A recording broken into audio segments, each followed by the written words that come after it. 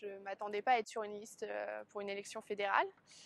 C'est Stéphanie Leloup qui m'a recommandé et qui m'a dit si tu veux t'investir, surtout dans le ping féminin, tout ça, pourquoi pas être sur la liste. Je me suis dit, ok, c'est vrai que faire sa propre opinion, c'est important parce qu'on a des échos quand on est dans les clubs en tant que joueuse, on a des mauvais échos de la fédération. On remet toute la faute sur la fédération et c'est vrai que faire sa propre opinion, c'est vraiment important.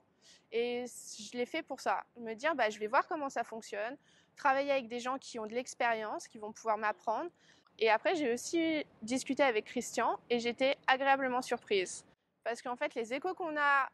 et l'interview que j'ai eue et l'entretien, parce que c'est comme un entretien que j'ai eu avec lui,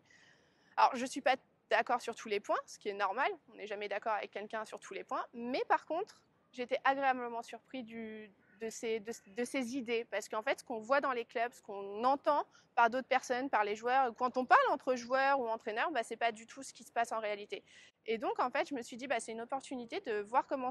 ça se passe vraiment au plus haut niveau, au niveau fédéral, me faire ma propre opinion et après aussi essayer de faire évoluer plus le championnat féminin parce que c'est vraiment ce qui me concerne le plus. Le sondage, on a fini de traiter les résultats que les filles ont gentiment répondu. Pour moi, il y a eu des petits résultats surprenants parce que c'est vrai que les filles disent que il faut le changer,